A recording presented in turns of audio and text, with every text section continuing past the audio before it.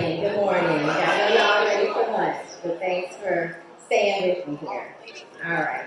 So you all have already heard, my name is Joy White, and I'm an attorney. I am not going to go into all my background, but it's in the pamphlet if you want to take a look at it. What I want to talk with you all about today is my real story. And so I've got my mom right here in the front. All right. But so I speak often, I speak frequently, but most of the time I speak as an attorney. And I talk about my professional experience, and I'm usually talking about something related to the law. But today with you ladies, I want to talk about my story, my real story. And I don't share my real story often, but I was very honored to be invited to come and speak with you all. And so I thought I owed it to you all to be real and really share my real story.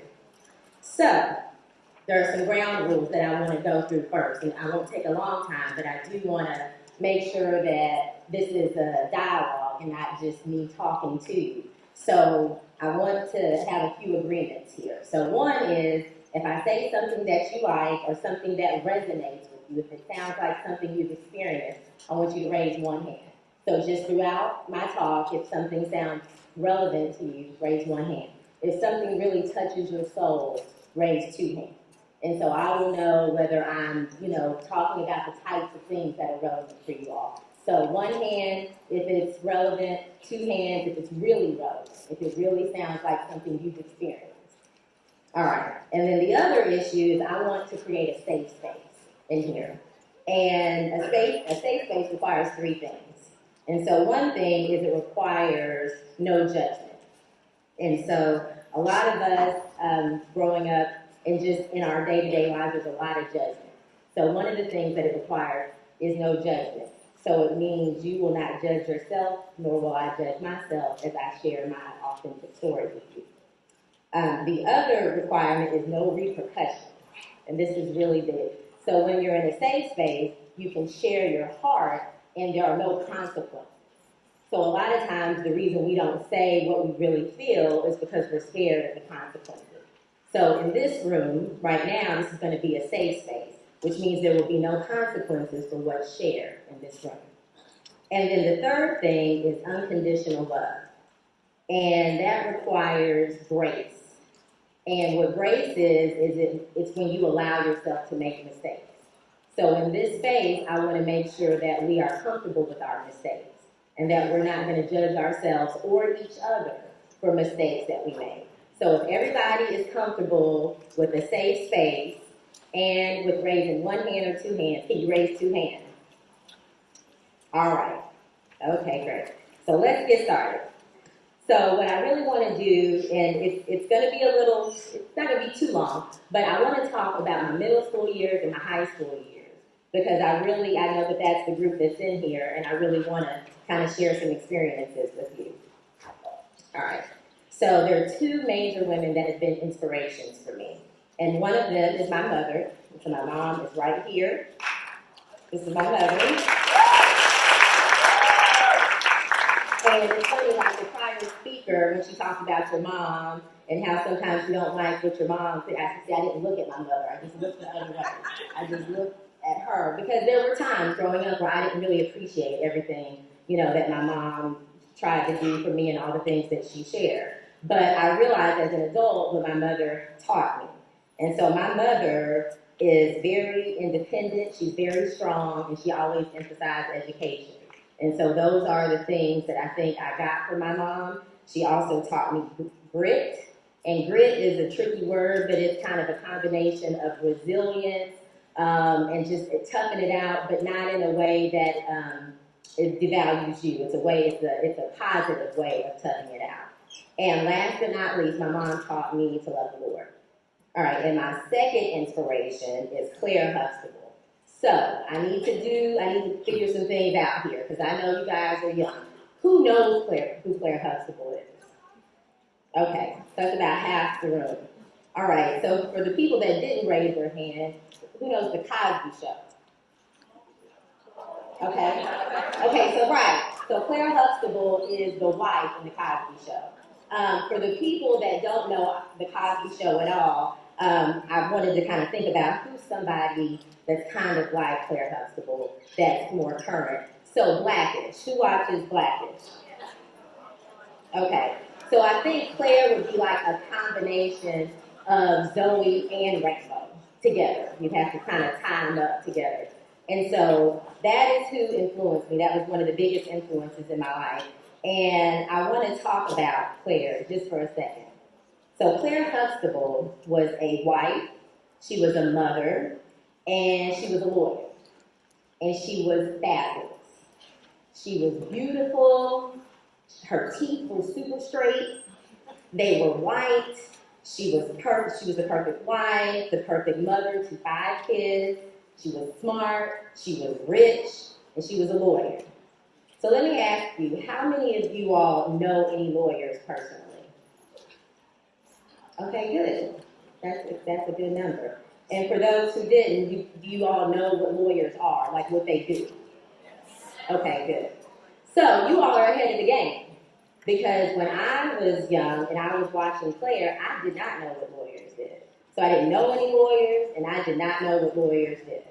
But what I knew is that Claire Huxtable was beautiful, she was rich, she was a wife, she was a mother, and she was a lawyer. And so I figured whatever it is that she does, then that's what I'm going to do. So I literally had no idea what the role and what the profession is as a lawyer. But at the age of 10, I decided I'm going to be a lawyer because Claire Huxtable is a lawyer. And so I did that. I am an attorney. I've been practicing law for 15 years. But the big thing is, in order to be Claire Huxtable, I had to be perfect, right? Because remember I talked about how Claire had the straight teeth, and she was beautiful, and she was rich, she was the perfect wife, the perfect mother. And so it was critical for me at a very early age to be perfect. I'm like, all right, Claire was perfect, I'll be perfect. So can I just have you raise your hands if any of you all have ever felt the need to be perfect? Okay. And also let me know if you have ever felt the need to do things with your friends or things that your friends wanted you to do that you didn't really want to do. Okay. Right. Okay. And so, again, part of the reason why I'm going to share some of my journey with you is because I want you to know that you are not alone, okay? And so I left off at 10, and so now I'm 11, right? So do I have any 11, 12, or 13-year-olds in here? Okay. Okay. Good. Represent. All right. And so, then good. So I don't feel bad about spending so much time about middle school, because for me, middle school was very pivotal. And so I won't tell you about all the places I lived and all the things that we did, but I will tell you about one big thing that happened when I was 11. My father died. And I started my cycle. Like, very closely together. And that was a lot. That was a lot at 11, okay? All in the same year. And then we moved. We moved from Louisville, Kentucky to Nashville, Tennessee, all within that same year. And Nashville was a new environment for me. So 0 through 10, I was in Louisville, and then we moved to Nashville. And I didn't really fit in necessarily. So before I go into this, let me ask you, how many of you all know about busing? Like segregation, desegregation, and the concept of busing, students to desegregate the schools. So in Nashville, I think they got this backwards somehow. So where we lived was in a mixed race area, but predominantly white. And where I lived, they bused all of the kids to the predominantly black school. So all the kids that, the white kids essentially, they bused us, and then we got off the bus, and then we're at the all-black school, which is where I went. So the 2 buses full of all white people, and then me. And then I just got off the bus, and then here I am. I had no friends, and that was kind of the basis of bullying, right? Because it's like, who is this girl? Why is she getting off the bus with the white people? Because we all live over here. So everybody in the area lived, so they walked to school, they lived around the school. And so that was the basis of bullying. And I got bullied a lot. And I had girls threaten to beat me up every day, actually. And how many people have ever been bullied? Okay. How many people have ever had folks threaten to beat them up?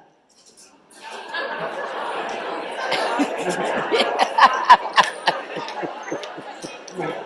Well, that was the first time that happened to me. So, again, think I'm 11. We moved to a new city. My father's died, started my cycle, and now people are threatening to beat me up. So that's a lot. That's a lot for 11. And so I was scared. Let me be clear. I was scared. I did not know how to fight. And so I decided I'm going to just stay in the classroom every day. So, because the only time they could really get me was in the lunchroom. So I thought, well, I'm just going to stay in the classroom. So during lunch, I would stay in the classroom and eat my lunch while everybody else went to the lunchroom. But let me tell you, I hated it. I hated being alone. I hated not having any friends. And no offense to my mom right here in front, I hated being an only child. So I was the only child. Aww. So I did not like it because so I didn't have any friends, school, was alone at home. And so I was very lonely. And so then I thought, well, what do I do? How can I address this? And so what I decided is, what does it take to fit in this environment? This is a new environment for me. I'm not familiar, but what does it take to fit in? And so I took stock. I looked around when I was eating my lunch alone, and I thought, how do I fit in here? And so then I did that. I did what it took to fit in. And I started making friends all of a sudden. When I just started doing what everybody else was doing, I made tons of friends. Then I moved through 7th, 8th, and 9th grade, tons of friends, had the best time ever, being what I needed to be for other people to accept me. And I, had a good time, and I was just like, okay, I figured this out now. And so I want to ask something. Has anybody ever felt pressure to fit in with the cool kids? Are there some cool kids in here? We got the cool kids. We got the cool kids, and so I was both, right? And I'll talk to you about what that looks like, but I was both. There's pressure to fit in, and then there's who are the real cool kids. Okay? And so, let's see. So then 9th grade, that's where we left off. And so once I had it all together, all the friends, I was the cool kid, then we moved again. And guess where we moved? Tampa, Florida. Wow. Yes. So that's where we moved. So at the age of 15, we moved to Tampa.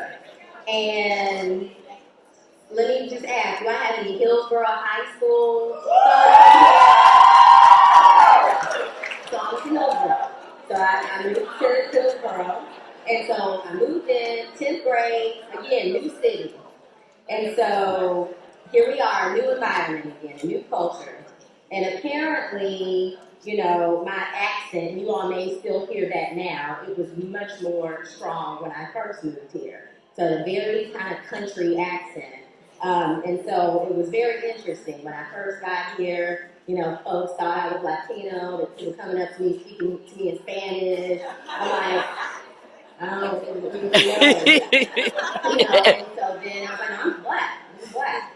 And then it was like, oh, you red. I'm like, what is red? I'm like, I don't even know what this is. But I was like, I'm black. I don't know.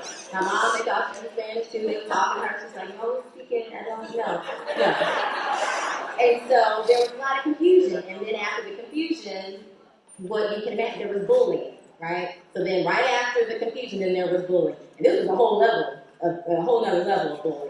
This was lots of threats of girls wanting to fight me, folks coming to my house, bats, razors under their tongue. I'm like, ooh, what do you know? And so I was like, wait, this is some stuff I don't know what to do with it. And let me be clear, I wasn't doing anything with these girls. I was just walking around. I wasn't engaging, I wasn't taunting them. It was just, Me and my country, unclear what race I am. Yeah, I will say, and so I was just, under attack. And so, but then I was like, ooh, remember, I know how to fit in. All right, let me see. What do I need to do? And so, like before, I kind of looked around, said, what do I need to do? What do I need to do to fit in this environment? And so, I will not go into all the details of everything, but I will tell you a little bit about the Tampa version of Attorney Joy White. She was called Sexy Red. Right. So it started there. It was like, okay.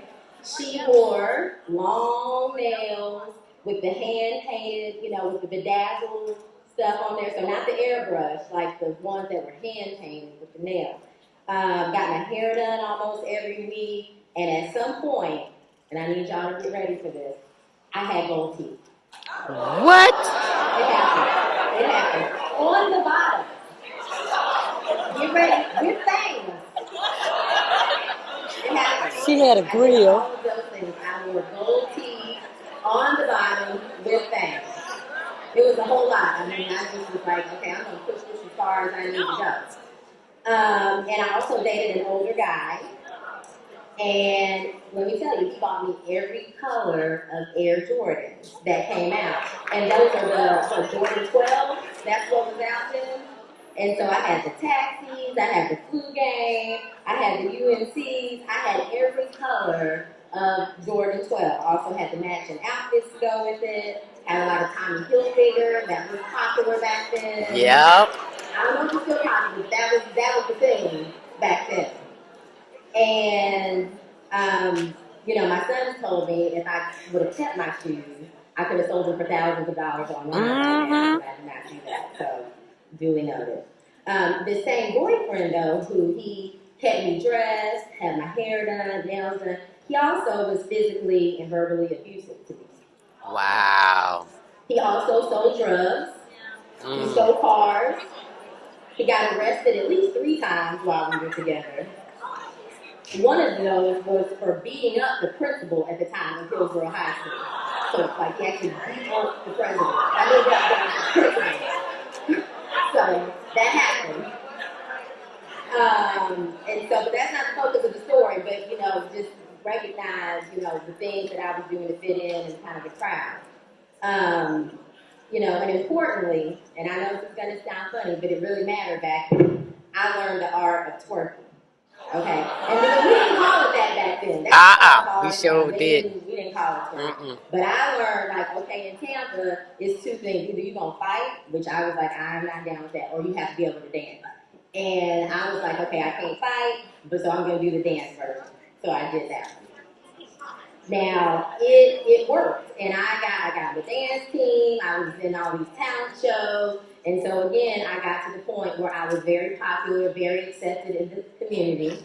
I also, during that time, got voted like best dressed, most popular, so I went from people trying to beat me up to, I'm most popular, but it's also because I'm this pretend person, right, like Tampa Red. And so I'm going to fast forward because I only have a little bit of time. I will tell you some things, though.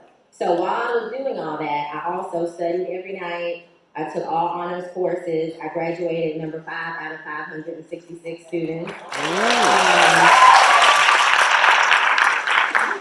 I went to church every Sunday, went to Bible study. I sang in the adult choir. I worked a part-time job. So this is all about while twerking with the gold teeth. I mean, it's just a lot happening all at once. And so the list goes on. So I was living a double life, and that's where it started. I kind of had these 2 versions. I had the very driven version that still wanted to be Claire Huxtable, but then I had the what do I need to do to fit in this environment.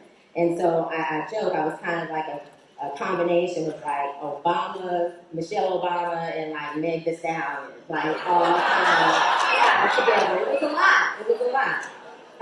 But I would quickly move through. I went to Spelman College. Is anybody familiar with Spelman College? Okay, I thought it was Hillman. So Hillman was in a different world, and it was the college there. I wanted to go to Hillman. Hillman is not real. And so then I decided, okay, Spelman. So I did that. And I currently work at Morehouse College, so I am the vice president of Legal Affairs, General Counsel, and College Secretary at Morehouse College. I'm going to have to skip through a lot because I've only got a little bit of time. I will tell you that I went through some additional things when I graduated. So Spelman, I went to Vanderbilt for law school, and I was like, okay, great, Claire Huxtable is here. And then my second year of law school, I found out I was pregnant. Yeah. So that happened. And then I went back to school 2 weeks after giving birth to my son so that I could graduate on time. I currently have a big old house. I have a Mercedes. Oh. I have, another car. I got the $3,000 Louis down there. But the reason that I'm here is because, yes, I accomplished all of those things, and those were the things that I wanted to accomplish. But I also didn't really allow myself to flourish in terms of who I really am. And so I still admire Claire, but I admire myself more. And I think that's the point that I really want to make to you all is you have got to really accept yourself. And I struggled a lot with my worth, with my self-worth, with my lovability. And so all of those things, when I'm wearing gold teeth and I'm twerking and I'm dating the drug dealer, I'm, beating up my principal. I mean, all of those things are things that I did in the name of being accepted. So, one thing that I want us to kind of end on is kind of some affirmations. So who in here engages in affirmations or knows what affirmations are? So the last speaker talked about talking to herself in the mirror. Those are affirmations. It's when you speak good things into yourself. And so I would like everybody to stand up. Because y'all gonna stand up and then we're gonna get ready to go out. Okay? All right. Okay, and I want you all to repeat after me. But I want you, when you're repeating these words, I want you to really feel like you're saying these words to yourself. So I need to hear myself say these words, but I want you to hear yourself as well. Okay, so we're going to do this together. And we're going to say it with passion, all right? All right, here we go. I stand here in my greatness. I stand here in my greatness. I own my voice. I own my voice. I am bold. I am bold. I am courageous. I am courageous. I am perfect. I am perfect. In my imperfection. In my imperfection. I'm smart enough. I'm smart enough. I'm pretty enough. I'm pretty enough. I'm talented enough. I'm talented enough. I am enough. Enough.